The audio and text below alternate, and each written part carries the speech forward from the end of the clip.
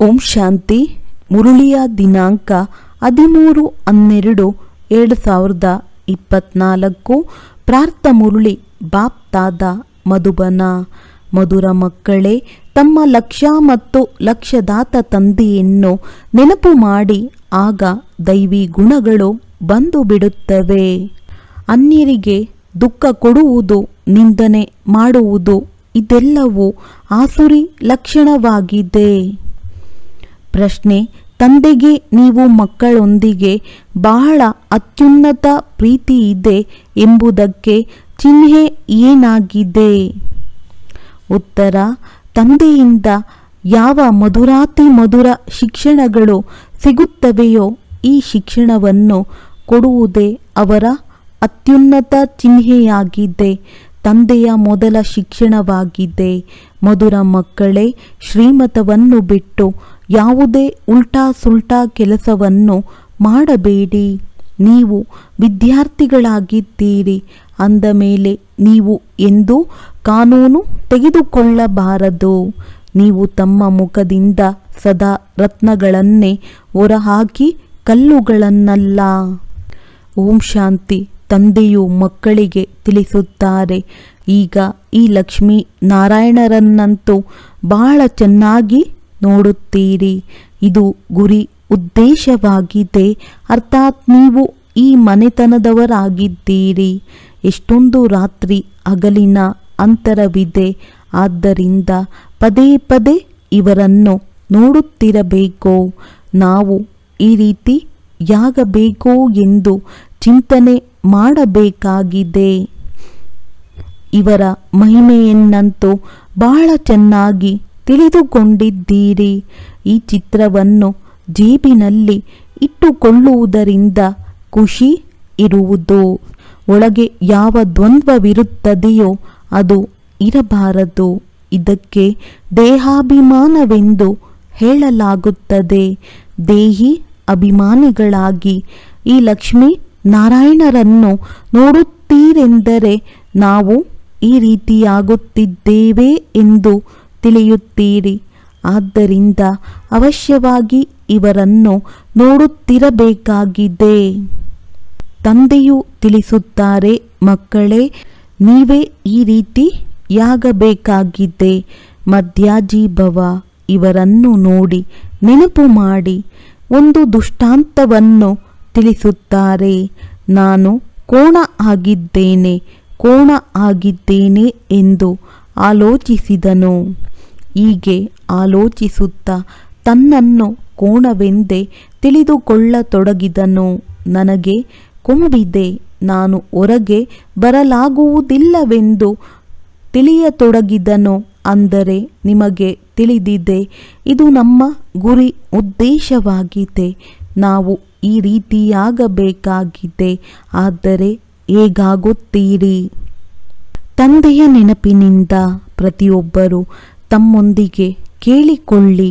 ಅವಶ್ಯವಾಗಿ ನಾವು ಇವರನ್ನು ನೋಡಿ ಲಕ್ಷ್ಮೀ ನಾರಾಯಣ ತಂದೆಯನ್ನು ನೆನಪು ಮಾಡುತ್ತಿದ್ದೇವೆಯೇ?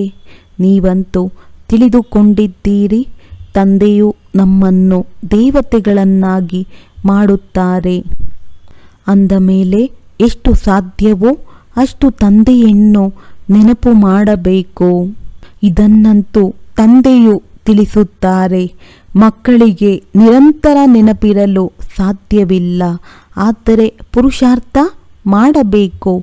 ಬಲೆ ಗೃಹಸ್ಥ ವ್ಯವಹಾರದ ಕಾರ್ಯಗಳನ್ನು ಮಾಡುತ್ತಾ ಇವರನ್ನು ಲಕ್ಷ್ಮೀ ನಾರಾಯಣ ನೆನಪು ಮಾಡಿದರೆ ತಂದೆಯ ನೆನಪು ಅವಶ್ಯವಾಗಿ ಬರುವುದು. ತಂದೆಯನ್ನು ನೆನಪು ಮಾಡಿದರೆ ಅವಶ್ಯವಾಗಿ ಇವರ ನೆನಪು ಬರುವುದು. ನಾವು ಈ ರೀತಿಯಾಗಬೇಕಾಗಿದೆ ಎಂದು ಇಡೀ ದಿನ ಇದೇ ಗುಂಗಿರಲಿ. ಆಗ ಪರಸ್ಪರ ಒಬ್ಬರು ಇನ್ನೊಬ್ಬರನ್ನು ಎಂದು ನಿಂದನೆ ಮಾಡುವುದಿಲ್ಲ. ಇವರು ಹೀಗಿದ್ದಾರೆ, ಇವರು ಆಗಿದ್ದಾರೆ.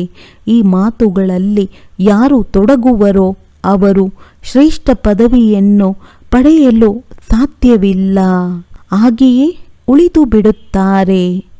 ಎಷ್ಟು ಸಹಜ ಮಾಡಿ ತಿಳಿಸಿಕೊಡಲಾಗುತ್ತದೆ. ಇವರನ್ನು ನೆನಪು ಮಾಡಿ ತಂದೆಯನ್ನು ನೆನಪು ಮಾಡಿ ಆಗ ನೀವು ಈ ರೀತಿಯಾಗಿ ಬಿಡುತ್ತೀರಿ. ಇಲ್ಲಂತೂ ನೀವು ಸನ್ಮುಖದಲ್ಲಿ ಕುಳಿತಿದ್ದೀರಿ. ಎಲ್ಲರ ಮನೆಯಲ್ಲಿ ಈ ಲಕ್ಷ್ಮೀನಾರಾಯಣರ ಚಿತ್ರವು ಖಂಡಿತ ಇರಬೇಕು. ಎಷ್ಟು ಅಕ್ಯುರೇಟ್ ಚಿತ್ರವಾಗಿದೆ. ಇವರನ್ನು ನೆನಪು ಮಾಡಿದರೆ ತಂದೆಯ ನೆನಪು ಬರುವುದು. ಇಡೀ ದಿನ ಅನ್ಯ ಮಾತುಗಳ ಬದಲು ಇದನ್ನೇ ತಿಳಿಸುತ್ತಾರೆ. ಇವರು ಹೀಗಿದ್ದಾರೆ ಆಗಿದ್ದಾರೆ ಎಂದು ಅನ್ಯರ ನಿಂದನೆ ಮಾಡುವುದಕ್ಕೆ ದುಃಖವಿದೆ, ಅರ್ಥಾತ್ ದ್ವಂದ್ವವೆಂದು ಹೇಳಲಾಗುತ್ತದೆ. ನೀವು ತಮ್ಮ ಬುದ್ಧಿಯನ್ನು ದೈವಿ ಬುದ್ಧಿಯನ್ನಾಗಿ ಮಾಡಿಕೊಳ್ಳಬೇಕಾಗಿದೆ. ಅನ್ಯರಿಗೆ ದುಃಖ ಕೊಡುವುದು, ನಿಂದನೆ ಮಾಡುವುದು, ಚಂಚಲತೆ ಮಾಡುವ ಸ್ವಭಾವವಿರಬಾರದು. ಇದರಲ್ಲಂತೂ ಅರ್ಧಕಲ್ಪ ಇದ್ದೀರಿ. ಈಗ ನೀವು ಮಕ್ಕಳಿಗೆ ಎಷ್ಟು ಮಧುರ ಶಿಕ್ಷಣವು ಸಿಗುತ್ತಿದೆ. ಇದಕ್ಕಿಂತ ಶ್ರೇಷ್ಠ ಪ್ರೀತಿಯು ಬೇರೆ ಯಾರಿಂದಲೂ ಸಿಗುವುದಿಲ್ಲ. ಯಾವುದೇ ಶ್ರೀಮತಕ್ಕೆ ವಿರುದ್ಧವಾಗಿ ಉಲ್ಟಾ ಸುಲ್ಟಾ ಕೆಲಸವನ್ನು ಮಾಡಬಾರದು. ತಂದೆಯು ಧ್ಯಾನಕ್ಕಾಗಿಯೂ ಆದೇಶ ನೀಡುತ್ತಾರೆ. ಕೇವಲ ಭೋಗವನ್ನು ಸ್ವೀಕಾರ ಮಾಡಿಸಿ ಬಂದು ಬಿಡಿ. ವೈಕುಂಠದಲ್ಲಿ ಹೋಗಿ ರಾಸ್ ವಿಲಾಸಗಳನ್ನು ಮಾಡಿ ಎಂದು ಹೇಳುವುದಿಲ್ಲ. ಈಗ ಧ್ಯಾನದಲ್ಲಿ ಹೋಗುತ್ತೀರೆಂದರೆ ಮಾಯೆಯ ಪ್ರವೇಶತೆಯಾಗಿದೆ ಎಂದರ್ಥ. ಪತಿತರನ್ನಾಗಿ ಮಾಡುವುದು ಮಾಯೆಯ ನಂಬರ್ 1 ಕರ್ತವ್ಯವಾಗಿದೆ. ನಿಯಮಕ್ಕೆ ವಿರುದ್ಧವಾದ ಚಲನೆಯಿಂದ ಬಹಳ ನಷ್ಟವಾಗುತ್ತದೆ ಮತ್ತು ಒಂದು ವೇಳೆ ತನ್ನನ್ನು ಸಂಭಾಲನೆ ಮಾಡಿಕೊಳ್ಳದಿದ್ದಾಗ ಕಠಿಣ ಶಿಕ್ಷೆಗಳನ್ನನುಭವಿಸುವ ಸಾಧ್ಯತೆಯೂ ಇದೆ. ತಂದೆಯ ಜೊತೆ ಧರ್ಮರಾಜನೂ ಇದ್ದಾರೆ. ಧರ್ಮರಾಜನೂ ಇದ್ದಾರೆ. ಅವರ ಬಳಿ ಎಲ್ಲ ಲೆಕ್ಕವೂ ಇರುತ್ತದೆ. ರಾವಣನ ಜೈಲಿನಲ್ಲಿ ಎಷ್ಟೊಂದು ವರ್ಷಗಳ ಕಾಲ ಶಿಕ್ಷೆಗಳನ್ನು ಅನುಭವಿಸಿದ್ದೀರಿ.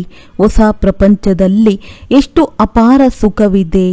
ಈಗ ತಂದೆಯು ತಿಳಿಸುತ್ತಾರೆ, ಮತ್ತೆಲ್ಲ ಮಾತುಗಳನ್ನು ಮರೆತು ಒಬ್ಬ ತಂದೆಯನ್ನು ನೆನಪು ಮಾಡಿ, ಮತ್ತೆಲ್ಲ ದ್ವಂದ್ವಗಳನ್ನು ತೆಗೆದುಬಿಡಿ.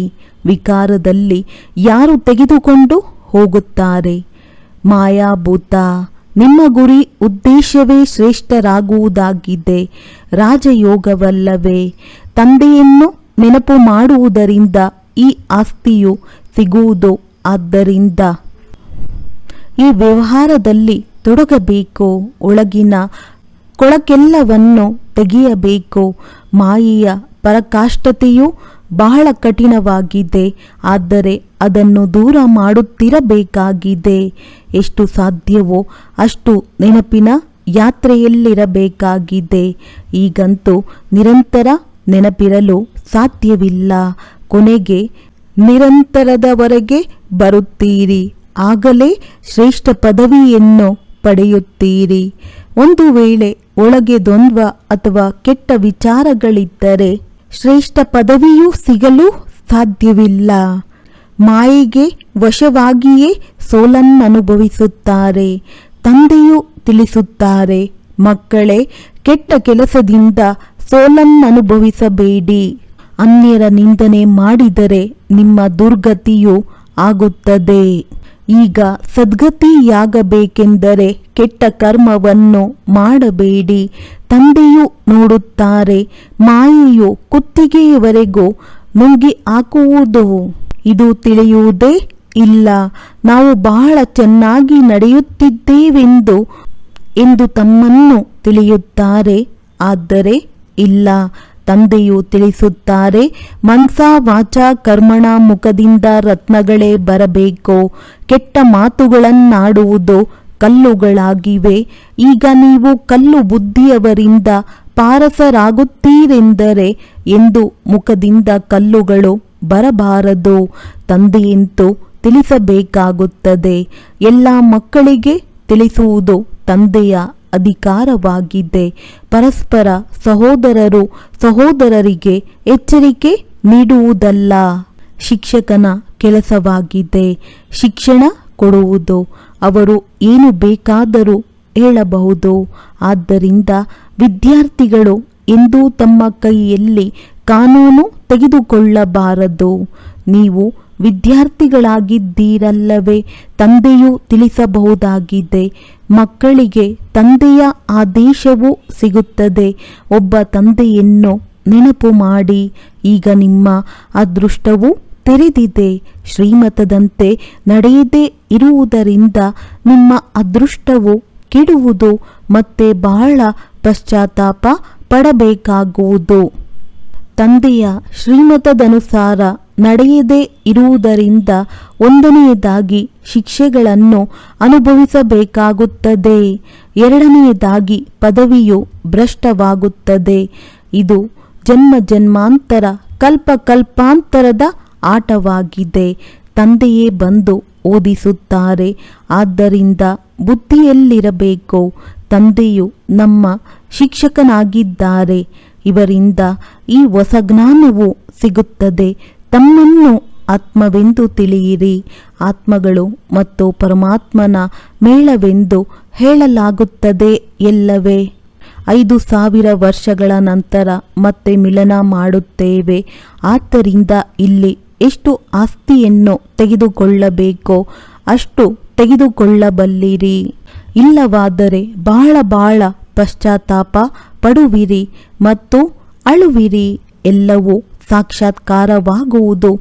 ಹೇಗೆ ಶಾಲೆಯಲ್ಲಿ ಮಕ್ಕಳು ಒಂದು ತರಗತಿಯಿಂದ ಇನ್ನೊಂದು ತರಗತಿಗೆ ವರ್ಗಾಯಿತರಾದಾಗ ಕೊನೆಯಲ್ಲಿ ಕುಳಿತುಕೊಳ್ಳುವವರನ್ನು ಎಲ್ಲರೂ ನೋಡುತ್ತಾರೆ, ಹಾಗೆಯೇ ಇಲ್ಲಿಯೂ ಸಹ ವರ್ಗಾಯಿತರಾಗುತ್ತೀರಿ.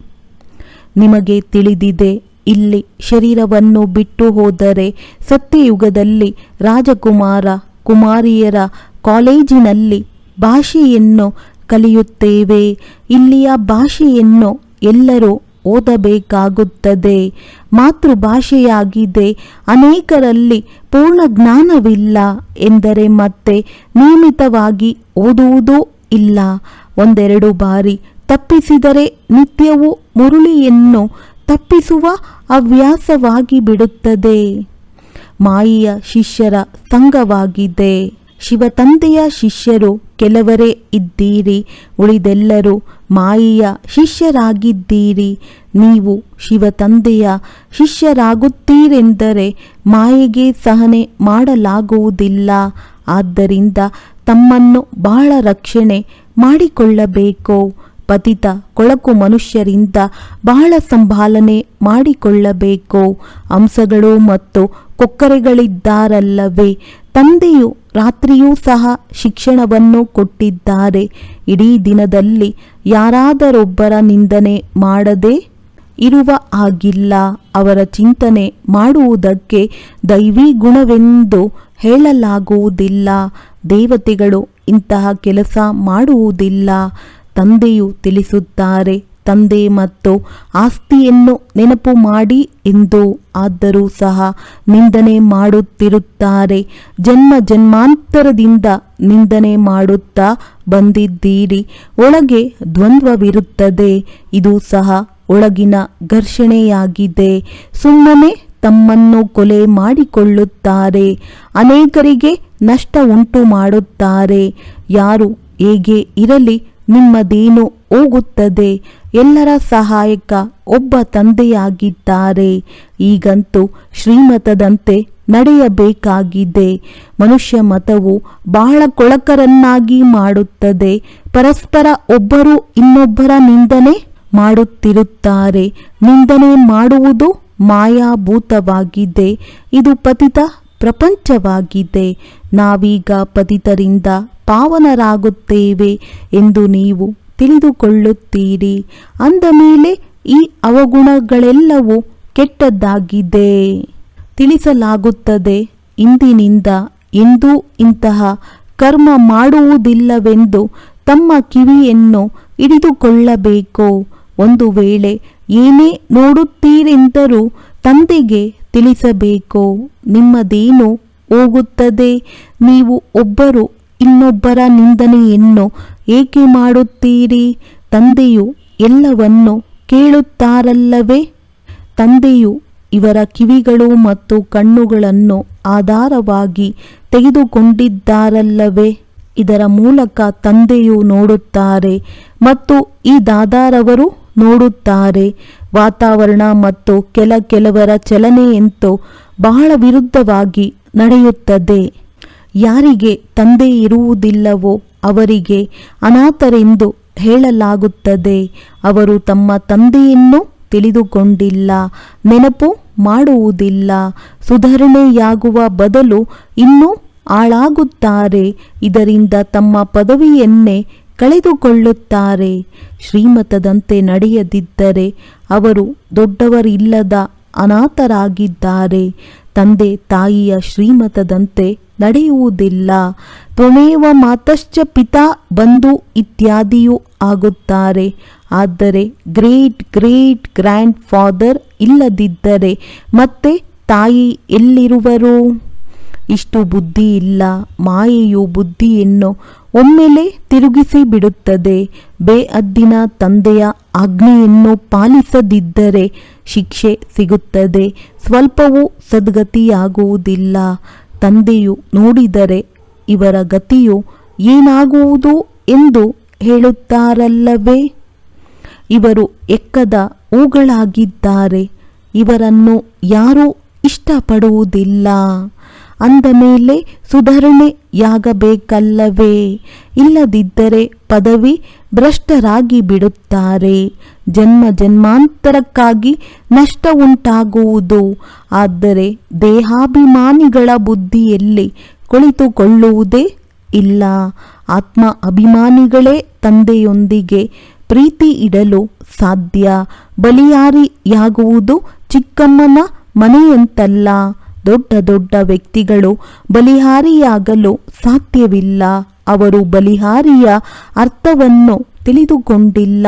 ಅವರಿಗೆ ಬಲಿಹಾರಿಯಾಗುವುದರಲ್ಲಿ ಹೃದಯ ವಿದೀರ್ಣವಾಗುತ್ತದೆ. ಅನೇಕರು ಬಂಧನ ಮುಕ್ತರೂ ಇದ್ದಾರೆ. ಮಕ್ಕಳು ಮೊದಲಾದವರು ಯಾರೂ ಇಲ್ಲ.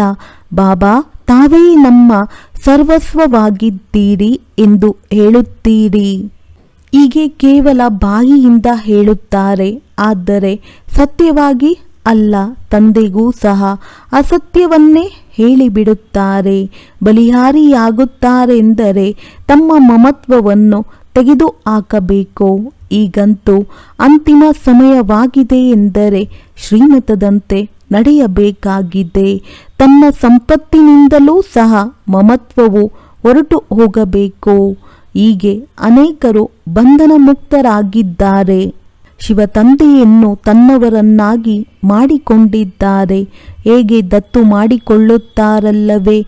ಇವರು ನಮ್ಮ ತಂದೆ, ಶಿಕ್ಷಕ, ಸದ್ಗುರುವಾಗಿದ್ದಾರೆ. ಅವರ ಪೂರ್ಣ ಆಸ್ತಿಯನ್ನು ಪಡೆಯಲು ನಾವು ಅವರನ್ನು ತಮ್ಮವರನ್ನಾಗಿ ಮಾಡಿಕೊಳ್ಳುತ್ತೇವೆ. ಯಾರು ಮಕ್ಕಳಾಗಿ ಬಿಟ್ಟಿದ್ದಾರೆಯೋ ಅವರು ಮನೆತನದಲ್ಲಿ ಅವಶ್ಯವಾಗಿ ಬರುತ್ತಾರೆ. ಆದರೆ ಅದರಲ್ಲಿ ಪದವಿಗಳೆಷ್ಟಿದೆ. ಎಷ್ಟೊಂದು ಮಂದಿ ದಾಸದಾಸಿಯರಿದ್ದಾರೆ. ಒಬ್ಬರು ಇನ್ನೊಬ್ಬರ ಮೇಲೆ ಆಜ್ಞೆ ನಡೆಸುತ್ತಾರೆ. ದಾಸಿಯರಲ್ಲಿಯೂ ನಂಬರ್ ವಾರ್ ಆಗುತ್ತಾರೆ. ಶ್ರೀಮಂತ ಮನೆತನದಲ್ಲಿ ಹೊರಗಿನ ದಾಸದಾಸಿಯರಂತೂ ಒಳಗೆ ಬರುವುದಿಲ್ಲ. ಯಾರು ತಂದೆಯ ಮಕ್ಕಳಾಗಿದ್ದಾರೆಯೋ ಅವರೇ ಆಗಬೇಕಾಗಿದೆ. ಇಂತಿಂತಹ ಮಕ್ಕಳಿದ್ದಾರೆ. ಕೆಲವರಲ್ಲಿ ಒಂದು ಬಿಡಿಗಾಸಿನಷ್ಟು ಬುದ್ಧಿ ಇಲ್ಲ. ಮೊಮ್ಮಾರವರನ್ನು ನೆನಪು ಮಾಡಿ ಹಾಗೂ ನನ್ನ ರಥವನ್ನು ನೆನಪು ಮಾಡಿ ಎಂದು ತಂದೆಯು ಹೇಳುವುದಿಲ್ಲ.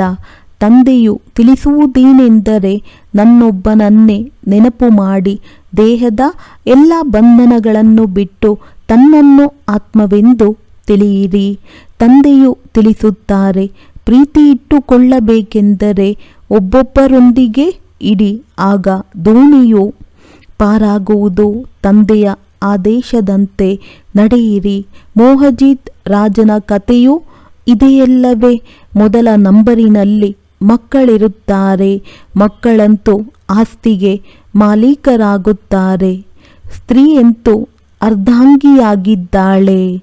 ಮಕ್ಕಳು ಪೂರ್ಣ ಮಾಲೀಕರಾಗಿ ಬಿಡುತ್ತಾರೆ. ಆದ್ದರಿಂದ ಬುದ್ಧಿಯು ಆ ಕಡೆ ಹೊರಟು ಹೋಗುತ್ತದೆ. ತಂದೆಯನ್ನು ಈಗ ಪೂರ್ಣ ಮಾಲೀಕನನ್ನಾಗಿ ಮಾಡಿಕೊಳ್ಳುತ್ತೀರೆಂದರೆ ಇದೆಲ್ಲವನ್ನು ನಿಮಗೆ ಕೊಟ್ಟು ಬಿಡುತ್ತಾರೆ. ಲೇವಾದೇವಿಯ ಮಾತೆ ಇಲ್ಲ, ಇದು ತಿಳುವಳಿಕೆಯ ಮಾತಾಗಿದೆ. ಬಲೆ ನೀವು ಕೇಳುತ್ತೀರಿ, ಆದರೆ ನಾಳೆಯ ದಿನವೇ ಎಲ್ಲವೂ ಮರೆತು ಹೋಗುತ್ತದೆ. ಬುದ್ಧಿಯಲ್ಲಿದ್ದರೆ ಅನ್ಯರಿಗೂ ತಿಳಿಸಿಕೊಡುತ್ತೀರಿ. ತಂದೆಯನ್ನು ನೆನಪು ಮಾಡುವುದರಿಂದ ನೀವು ಸ್ವರ್ಗದ ಮಾಲೀಕರಾಗುವಿರಿ. ಇದು ಬಹಳ ಸಹಜವಾಗಿದೆ.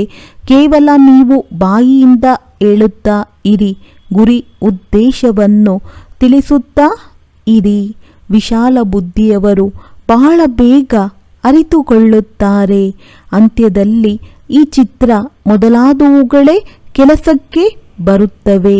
ಇದರಲ್ಲಿ ಪೂರ್ಣ ಜ್ಞಾನವು ತುಂಬಿದೆ.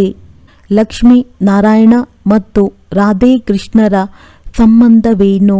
ಇದನ್ನು ಯಾರೂ ತಿಳಿದುಕೊಂಡಿಲ್ಲ. ಲಕ್ಷ್ಮೀ ನಾರಾಯಣರು ಅವಶ್ಯವಾಗಿ ಅಲ್ಲಿಗೆ ರಾಜಕುಮಾರ ಕುಮಾರಿಯರಾಗಿರುತ್ತಾರೆ.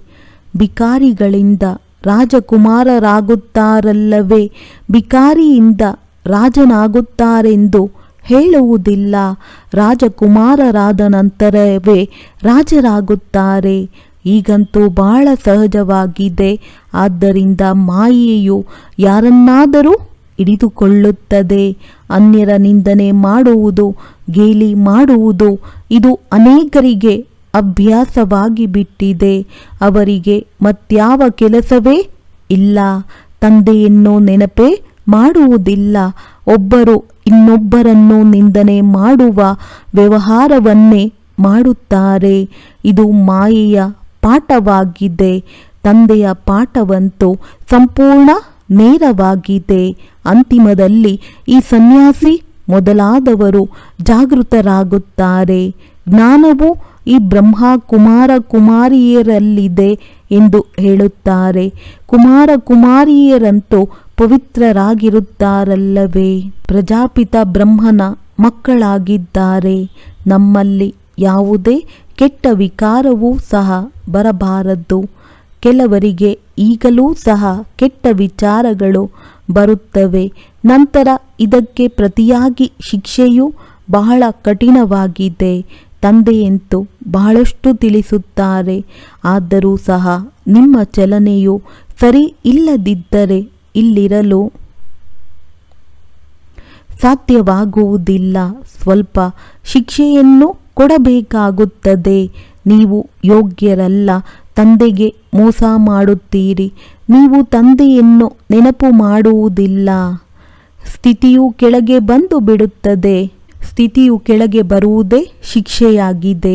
ಶ್ರೀಮತದಂತೆ ನಡೆಯದೇ ಇದ್ದರೆ ಪದವಿ ಭ್ರಷ್ಟ ಮಾಡಿಕೊಳ್ಳುತ್ತೀರಿ. ತಂದೆಯ ಆದೇಶದಂತೆ ನಡೆಯದೇ ಇದ್ದರೆ ಇನ್ನೂ ಭೂತ ಪ್ರವೇಶತೆಯಾಗುತ್ತದೆ. ಬಹಳ ದೊಡ್ಡ ಕಠಿಣ ಶಿಕ್ಷೆಗಳು ಈಗಲೇ ಸಿಗದಿರಲೆಂದು ತಂದೆಗೆ ಕೆಲವೊಮ್ಮೆ ವಿಚಾರ ಬರುತ್ತದೆ. ಶಿಕ್ಷೆಗಳು ಬಹಳ ಗುಪ್ತವಾಗಿರುತ್ತದೆ ಎಲ್ಲವೇ. ಎಲ್ಲಿಯೂ ಕಠಿಣ ಶಿಕ್ಷೆಯೂ ಬರದಿರಲಿ. ಕೆಲವರು ಕೆಳಗೆ ಬೀಳುತ್ತಾರೆ, ಶಿಕ್ಷೆಯನ್ನು ಅನುಭವಿಸುತ್ತಾರೆ. ತಂದೆಯಂತೂ ಮಕ್ಕಳಿಗೆ ಸನ್ನೆಯಿಂದಲೇ ತಿಳಿಸುತ್ತಿರುತ್ತಾರೆ. ಅನೇಕರು ತಮ್ಮ ಅದೃಷ್ಟಕ್ಕೆ ಗೆರೆ ಎಳೆದುಕೊಳ್ಳುತ್ತಾರೆ. ತಂದೆಯು ಬಹಳ ಎಚ್ಚರಿಕೆ ನೀಡುತ್ತಾರೆ. ಈಗ ಹುಡುಗಾಟಿಕೆ ಮಾಡುವ ಸಮಯವಲ್ಲ. ತಮ್ಮನ್ನು ಸುಧಾರಣೆ ಮಾಡಿಕೊಳ್ಳಿ. ಅಂತಿಮ ಗಳಿಗೆಯು ಬರುವುದರಲ್ಲಿ ಇನ್ನೇನು ತಡವಿಲ್ಲ. ಒಳ್ಳೆಯದು. ಮಧುರಾತಿ ಮಧುರ ಅಗಲಿ ಹೋಗಿ ಮರಳಿ ಸಿಕ್ಕಿರುವಂತಹ ಮಕ್ಕಳಿಗೆ ಪ್ರೀತಿಯ ಮಾತ್ಪಿತಾ ಬಾಪ್ ದಾದಾರವರ ನೆನಪು, ಪ್ರೀತಿ ಹಾಗೂ ನಮಸ್ತೆ. ಆತ್ಮೀಯ ಮಕ್ಕಳಿಗೆ ಆತ್ಮೀಯ ತಂದೆಯ ನಮಸ್ತೆ. ಧಾರಣೆಗಾಗಿ ಮುಖ್ಯ ಸಾರ: ಯಾವುದೇ ನಿಯಮಕ್ಕೆ ವಿರುದ್ಧವಾದ, ಶ್ರೀಮತಕ್ಕೆ ವಿರುದ್ಧವಾದ ನಡವಳಿಕೆಯಲ್ಲಿ ನಡೆಯಬಾರದು. ತಮ್ಮನ್ನು ತಾವೇ ಸುಧಾರಣೆ ಮಾಡಿಕೊಳ್ಳಬೇಕಾಗಿದೆ. ಚೀಚಿ ಪತಿತ ಕೊಳಕು ಮನುಷ್ಯರಿಂದ ತಮ್ಮನ್ನು ಸಂಭಾಲನೆ ಮಾಡಿಕೊಳ್ಳಬೇಕಾಗಿದೆ. ಬಂಧನ ಮುಕ್ತರಾಗಿದ್ದರೆ ಸಂಪೂರ್ಣ ಬಲಿಹಾರಿಯಾಗಬೇಕಾಗಿದೆ. ತಮ್ಮ ಮಮತ್ವವನ್ನು ಕಳೆಯಬೇಕಾಗಿದೆ ಎಂದು ಯಾರದೇ ನಿಂದನೆ ಅಥವಾ ಪರಚಿಂತನೆ ಮಾಡಬಾರದು. ಕೊಳಕು ಕೆಟ್ಟ ವಿಚಾರಗಳಿಂದ ಸ್ವಯಂವನ್ನು ಮುಕ್ತವಾಗಿಟ್ಟುಕೊಳ್ಳಬೇಕಾಗಿದೆ. ವರದಾನ: ಸಮರ್ಥ ಸ್ಥಿತಿಯ ಸ್ವಿಚ್ ಆನ್ ಮಾಡಿಕೊಂಡು ವ್ಯರ್ಥದ ಅಂಧಕಾರವನ್ನು ಸಮಾಪ್ತಿಗೊಳಿಸುವಂತಹ ಅವ್ಯಕ್ತ ಫರಿಷ್ಠಾ ಭವ. ಹೇಗೆ ಸ್ಥೂಲ ಲೈಟ್ನ ಸ್ವಿಚ್ ಆನ್ ಮಾಡುವುದರಿಂದ ಅಂಧಕಾರವು ಸಮಾಪ್ತಿಯಾಗಿ ಬಿಡುತ್ತದೆ, ಹಾಗೆಯೇ ಸಮರ್ಥ ಸ್ಥಿತಿಯಾಗಿದೆ ಸ್ವಿಚ್. ಈ ಸ್ವಿಚ್ ಆನ್ ಮಾಡುತ್ತೀರೆಂದರೆ ವ್ಯರ್ಥದ ಅಂಧಕಾರವು ಸಮಾಪ್ತಿಯಾಗಿ ಬಿಡುತ್ತದೆ. ಒಂದೊಂದು ವ್ಯರ್ಥ ಸಂಕಲ್ಪವನ್ನು ಸಮಾಪ್ತಿ ಮಾಡುವ ಪರಿಶ್ರಮದಿಂದ ಮುಕ್ತರಾಗಿ ಬಿಡುತ್ತೀರಿ. ಯಾವಾಗ ಸ್ಥಿತಿಯು ಸಮರ್ಥವಾಗಿರುತ್ತದೆ ಎಂದರೆ ಮಹಾದಾನಿ ವರದಾನಿ ಆಗಿಬಿಡುತ್ತೀರಿ. ಏಕೆಂದರೆ ದಾತನ ಅರ್ಥವೇ ಆಗಿದೆ ಸಮರ್ಥ. ಸಮರ್ಥರೇ ಕೊಡಲು ಸಾಧ್ಯವಾಗುವುದು ಮತ್ತು ಎಲ್ಲಿ ಸಮರ್ಥತೆ ಇದೆ ಅಲ್ಲಿ ವ್ಯರ್ಥವು ಸಮಾಪ್ತಿಯಾಗಿ ಬಿಡುತ್ತದೆ. ಅಂದ ಮೇಲೆ ಅವ್ಯಕ್ತ ಫರಿಷ್ಠೆಗಳ ಶ್ರೇಷ್ಠ ಕಾರ್ಯವು ಇದೇ ಆಗಿದೆ. ಸ್ಲೋಗನ್: ಸತ್ಯತೆಯ ಆಧಾರದಿಂದ ಸರ್ವ ಆತ್ಮರ ಹೃದಯದ ಆಶೀರ್ವಾದಗಳನ್ನು ಪ್ರಾಪ್ತಿ ಮಾಡಿಕೊಳ್ಳುವವರೇ ಭಾಗ್ಯವಂತ ಆತ್ಮರಾಗಿದ್ದಾರೆ. ಒಳ್ಳೆಯದು. ಓಂ ಶಾಂತಿ.